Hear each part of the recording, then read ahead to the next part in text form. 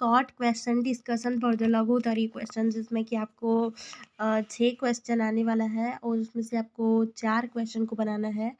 एक क्वेश्चन जो होगा वो आपको 5 नंबर का होगा और 20 नंबर का लघुत्तरी क्वेश्चन है। तो आइए इसको डिटेल में चर्चा करते हैं और समझते हैं क्वेश्चंस को।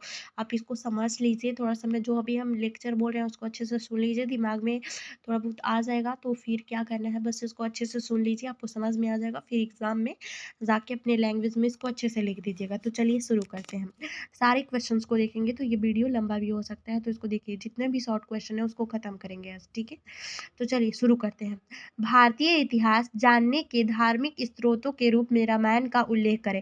हम लोग को भारतीय इतिहास जानने के धार्मिक स्रोत के रूप में, जैसे हम लोग रामायण लिखा हुआ है तो उससे हम लोग ये आज धार्मिक चीज़ों को भी जानेंगे, साथ ही धार्मिक स्रोत के रूप में हम लोग इतिहास को कैसे रामायण से जान सकते हैं। क्वेश्चन हमसे ये पूछ रहा है तो इसको हम लोग जानेंगे। देखिए, तो भारतीय इतिहास जानने के लिए धार्मिक स्रोत कौन से है, तो 2 का महाकाव्य, एक रामायण और एक महाभारत, ठीक है। तो जो रामायण है वो ज़्यादा पुराना है, क्योंकि महाभारत में भी रामायण का उल्लेख मिलता है और साथ ही साथ जो वाल्मीकि जी हैं उनके बारे में भी उल्लेख मिलता है, किसमें, महाभारत में। रामायण जो है वो महाभारत से भी अधिक पुराना है, ठीक है। अब लेकिन रामायण का जो रचना काल है इसको लेकर विद्वानों में क्या रहा है, मतभेद रहा है। कोई भी क्लियर नहीं रहा कि मतलब कब है, कैसे, उसके हिसाब से जो हम कि कौन सा काल रहा है। और एक विशेषज्ञ हैं, वो क्या बोलती हैं, रामायण के रचना काल में मतभेद तो रहा ही है। फिटरनिट्स महोदय ने अपनी कृति हिस्ट्री ऑफ इंडियन लिटरेचर में रामायण का रचना काल ईसा पूर्व 4वीं शताब्दी माना है। इसे अंतिम स्वरूप 2री शताब्दी ईसा पूर्व दिया गया। संप्रति इसमें 24, देखिए ये जो क्वेश्चन है ना, इसको अगर आप लिख दीजिएगा थोड़ा बहुत जो हमने अंडरलाइन किया है, तो आपका आंसर में 4 चांद लग जाएगा और आपको फुल मार्क्स मिलने की जो ताकत है उसको बढ़ जाएगी। जैसे कि 24,000 श्लोक, और इसे चतुर्विंशति सहर्ति संहिता कहा जाता है, ठीक है। अमेरिकी अंतरिक्ष एजेंसी नासा के सॉफ्टवेयर की गणनाओं के आधार पर रामायण का घटनाकाल 5100 ईसा पूर्व बताया गया है। तो देखिए, भारतीय पुरातत्व सर्वेक्षण विभाग के डॉक्टर LM बहल का कहना है कि इन तिथियों का मूल्यांकन पुरातन श्लोकों से करने पर इनकी पुष्टि होती है। IRS के डॉक्टर पुष्कर भटनागर ने भी इन तिथियों की पुष्टि की है। इसके बावजूद भी विद्वानों ने रामायण की ऐतिहासिकता और इसके काल को लेकर मतभेद है। रामायण में हमें हिंदुओं का यवन तथा शकों का संघर्ष का विवरण प्राप्त होता है। राजा मंत्रिपरिषद की सलाह पर शासन किया करते थे। राम के उत्तराधिकारी निर्वाचित होने के बाद पुरुषों की एक सभा का होने का भी पता चलता है। अयोध्या कांड में प्रशासन के 18 विभागों की जानकारी मिलती है। ऋग्वेद की तरह रामायण से पता चलता है कि विराट पुरुष के मुख से ब्राह्मण, भुजाओं से क्षत्रिय, उर्भाग से वैश्य तथा पैरों से शूद्र वर्ण की उत्पत्ति हुई थी। कृषि की महत्ता को प्रतिपादित करते हुए सीता के पिता महाराज श्री जनक को हल चलाते दिखाया गया है। श्री राम को अश्वमेध यज्ञ कराते हुए बताया गया है। इस प्रकार रामायण महाकाव्य से तथयोगी सिर्फ और सिर्फ धार्मिक ही नहीं, राजनीतिक, सामाजिक, आर्थिक और तथा खेती के महत्व और धार्मिक स्थिति की संपूर्ण जानकारी मिलती है।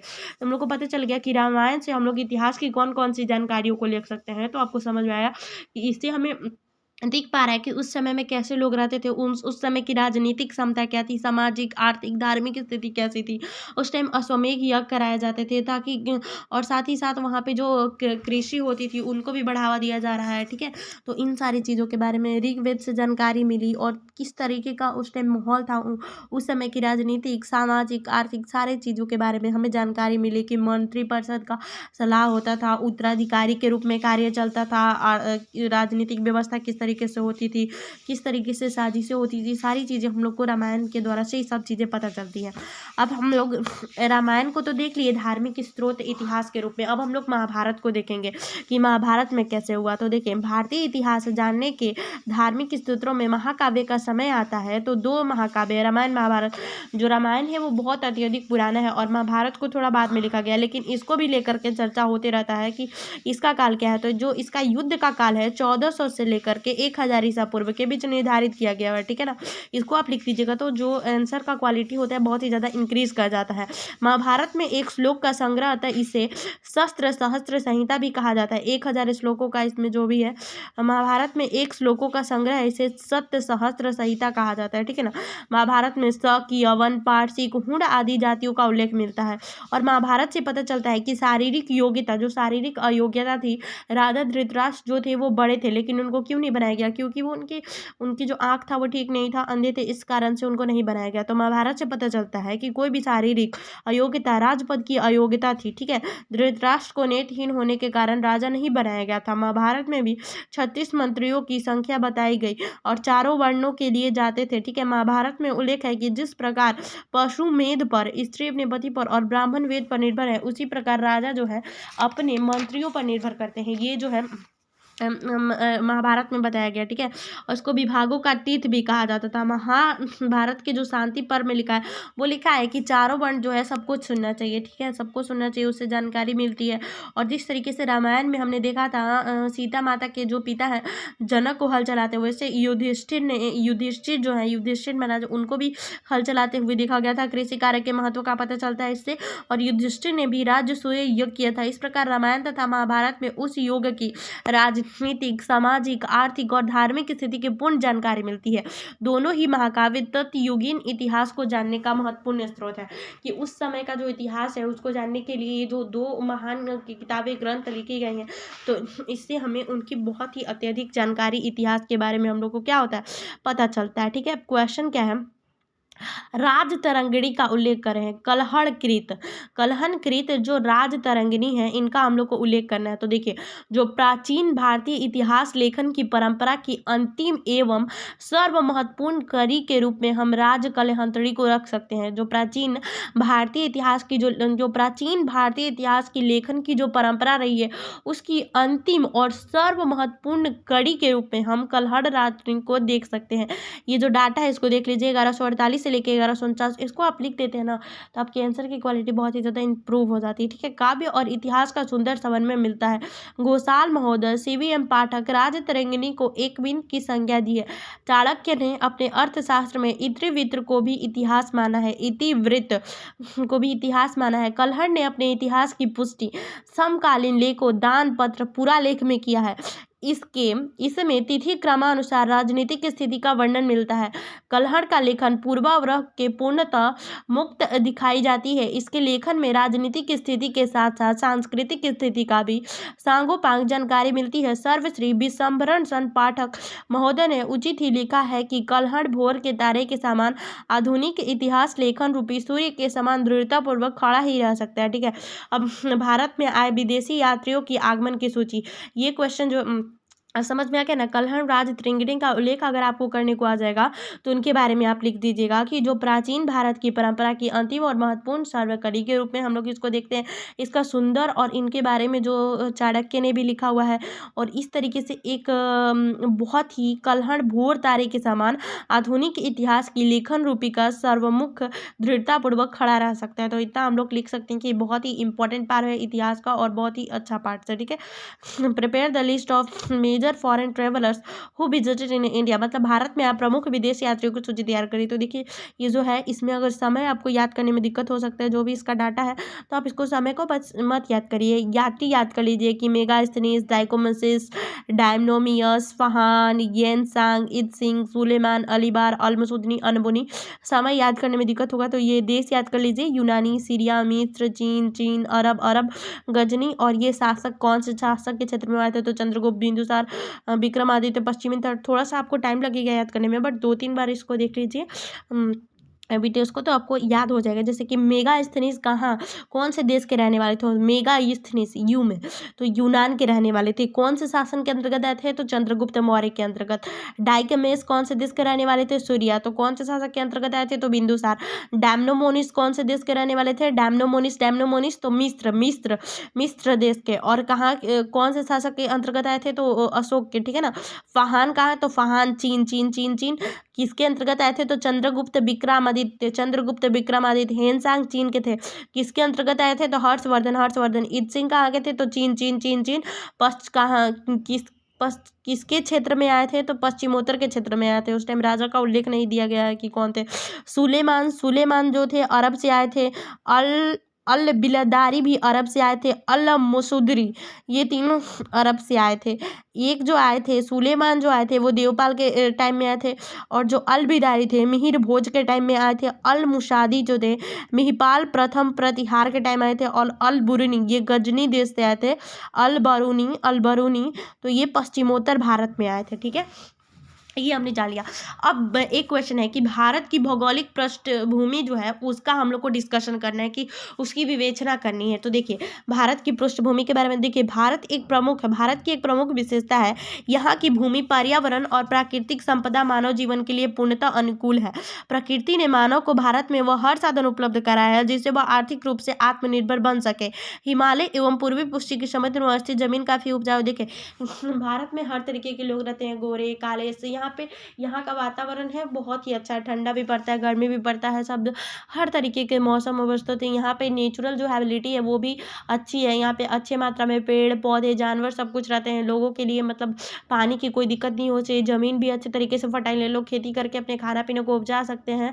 और साथ में बहुत सारे मिनरल्स भी हैं जिससे कि देश का अच्छा सा विकास हो सकता है। जैसे कि राजस्थान में राउरकेला, उड़ीसा, ये सारी चीज़ों में बहुत सारे कोयले और अन्य तरह के संसाधन मिलते हैं जिनसे कि देश का विकास हो सकता है, सारी चीज़ें हो सकती हैं। और बहुत सारी नदियों के बारे में जानते हैं जो कि भारत की खेती में बहुत ज़्यादा इंपॉर्टेंट रोल प्ले करता है, और अलग अलग तरीके की उनके हिसाब से खेतियाँ भी होती हैं। ठीक है, देखो यहाँ की नदियाँ सिंचाई के लिए पर्याप्त जल उपलब्ध कराती हैं। भौगोलिक दृष्टि से भारत को 4 भागों में बांटा जा सकता है। पहले तो एक उत्तर का पर्वतीय प्रदेश, गंगा तथा सिंधु का उत्तरी मैदान, मध्य भारत और दक्षिण भारत का पठार, और सुदूर दक्षिण के मैदान। तो सबके बारे में थोड़ा थोड़ा जानते हैं। देखिए तो जो उत्तर का पर्वतीय प्रदेश है इसमें पश्चिम और पूर्वी चोटियाँ का ढलान आता है। इसमें वर्तमान कश्मीर, शिवालिक, टिहरी गढ़वाल और सिक्किम सम्मिलित है। इसमें ये सारी चीज़ें आ जाती हैं। गंगा तथा सिंधु का मैदान में इसमें सिंचाई और गंगा नदी तंत्र द्वारा होती है। यह मैदान अपनी उपजाऊ भूमि और पैदावार के लिए जाना जाता है। जैसे कि गंगा यमुना द्वारा सिंचित प्रदेश भी सम्मिलित है। यहाँ न केवल आर्य संस्कृति का विकास हुआ अपितु बड़े साम्राज्यों की स्थापना इसी भाग्य में हुई। इसे ही आर्यव्रत कहा जाता था। मध्य भारत और दक्षिण भारत का पठार, इस प्रदेश के अंतर्गत उत्तर में नर्मदा एवं दक्षिण में कृष्णा और तुंगभद्रा के बीच भूभाग आता है। इस भाग में नर्मदा एवं ताप्ती नदियाँ पूर्व से पश्चिमी और अन्य नदियाँ जो है पश्चिम से पूर्व की ओर बहती हैं। सुदूर दक्षिण के मैदान, इस भाग में दक्षिण के लंबे एवं संकीर्ण समुद्री क्षेत्र आते हैं। इस भाग में गोदावरी, कृष्ण, कावेरी नदियों के उपजाऊ डेल्टा वाले प्रदेश आते हैं। इसके अंतर्गत क्या क्या आता है पता चल गया। Mention the different names of India, जो भारत का अलग अलग नाम है उसके बारे में थोड़ा थोड़ा उल्लेख कर देती हूँ। तो आपको पता है कि भारत का जो है हमने एक चैप्टर 1 है जो भारत का आइडियाज़ ऑफ भारत, जो हिस्ट्री का बुक है, इसमें चैप्टर 1 हमने पढ़ा है। तो इसमें पूरी तरीके से डिटेल में डिस्कशन किया भारत का नाम, भारत क्यों पड़ा सब। तो अगर आपने पढ़ा होगा तो आपको समझ में आएगा, नहीं तो हम आपको बताते हैं इसके अलग अलग कौन कौन से नाम है। सबको पता है, एक इंडिया है, भारत है, हिंदुस्तान है, आर्यव्रत है, इसका नाम एक और भी था ऋषभ देव नहीं, जैसे कि आजाद शत्रु अजनाब वर्ष भी भारत का नाम था। तो इसके बारे में जानते हैं एक बार फिर से, उनको जो वीडियो देखा नहीं तो फिर से देख लीजिए, समझ जाइए। देखिए हमारे देश भारत को हिंदू मान्यता के अनुसार, हिंदू मान्यता, हिंदू को जैसे आप धर्म से नहीं, क्योंकि ये जो ईरानियन लोग आते थे उधर से तो वो सिंधु नदी पार करके आते थे तो सिंधु को हिंदू हिंदू कहने लगे थे वो, तो इसका नाम हिंदुस्तान पड़ गया था। तो हिंदू, हम लोग वैसे सनातनी होते हैं ना कि हिंदू होते हैं, हिंदू उन लोगों के द्वारा नाम दिया गया था हिंदू हिंदू हिंदू, तो हम लोग हिंदू बन गए थे। हम लोग आर्य समाज के लोग हैं, आर्यवंशी जैसे कि होते हैं ना, उस तरीके से हमारा देश भारत को हिंदू मान्यता के अनुसार पौरव वंश के राजा भरत के नाम पर भारतवर्ष कहा गया था तथा यहाँ रहने वाले भारत की संतति कहे जाते थे। जैन मान्यता के अनुसार जिस भारत के नाम पर भारतीय उपमहाद्वीप का नाम भारतवर्ष पड़ा, पौरव वंश के राजा दुष्यंत के पुत्र ना होकर, एक कहानी है दुष्यंत वाली, ऋषभ देव के पुत्र भरत थे। एक दुष्यंत का पुत्र बोला जाता है और एक ऋषभ देव के पुत्र की कहानी हमने डिस्कस किया था कि किस तरीके से ब्रह्मा जी ने मनु अपने मानस पुत्र को पैदा किया संसार चलाने के लिए। फिर उन्होंने किस तरीके से अलग अलग अपने उनके पुत्र हुए और उनको अलग अलग भाग मिले। तो ऋषभ देव को जो मिला तो उनके पुत्र का नाम, ऋषभ देव को मिला भारत वाला भाग, तो उनका नाम जो था, उनके पुत्र का नाम भरत था, तो उनके नाम से ये जो है वो प्रसिद्ध हो गया। ऋषभ देव जैन धर्म के संस्थापक अथवा प्रथम तीर्थकार तीर्थकार थे। ऋषभदेव कौन थे? तो जैन धर्म के संत अथवा प्रथम तीर्थकार थे। पुराणों के अनुसार भारतवर्ष के नाम से पहले भारतीय उपमद अपनाव नहीं, यहाँ पे गलत क्या है, अजनाब वर्ष था। हेमंत वर्ष हेमंत वर्ष था, हिम वर्ष हिमालय का कारण हिम वर्ष हुआ करता था। भारत के प्राचीन काल के समय में जम्मू द्वीप के नाम से, अभी भी हम लोग जैसे कि जो भी हिंदू लोग होंगे वो समझ पा रहे होंगे, मेरा यहाँ पे किसी की भावनाओं को ठेस करनी नहीं। जैसे कि पूजा होता है तो वहाँ पे कहा जाता है ना कि जम्मू द्वीपे भरतखंडे, इन सारी चीज़ों को कहा जाता है। तो जम्मू द्वीप जो था पहले था, जम्मू द्वीप के अंतर्गत आते थे हम लोग।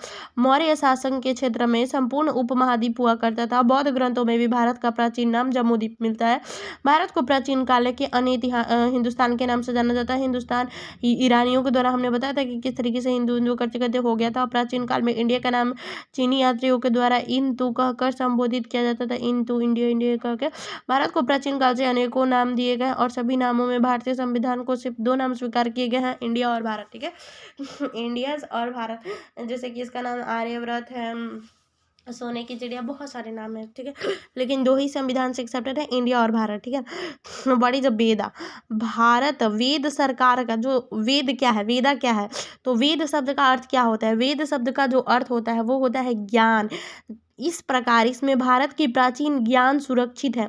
वेद भारतीय संस्कृति के आधार हैं तथा भारत के प्राचीन धर्म ग्रंथ है। भारतीय परंपरा वेदों को अपौरुषीय अथवा ईश्वर निर्मित मानती है।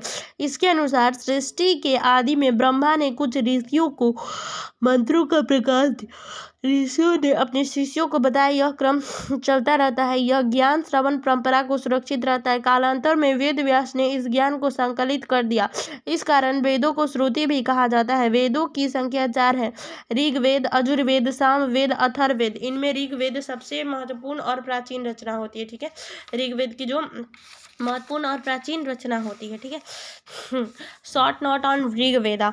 देखिए, ऋग्वेद, यजुर्वेद, सामवेद। जो वीडियो है काफ़ी बड़ा हो गया, तो अगले पार्ट्स में हम चर्चा करेंगे कि ऋग्वेद क्या है, यजुर्वेद क्या है, सामवेद, अथर्ववेद और ठीक है सारी चीज़ों के बारे में। जिस इसका चैप्टर्स है उसको भी हमने पढ़ा रखा है। तो अगर आप डिटेल में देखना चाहते हैं तो आप जाकर के चैनल्स में इसी चैनल पर जाके आप सर्च कर सकते हैं वेद वेदांत वाला जो भी चैप्टर्स है। अगले वीडियो में हम क्वेश्चन को और भी डिटेल में डिस्कस करेंगे, जो भी क्वेश्चन बचे हुए हैं। Thank you so much.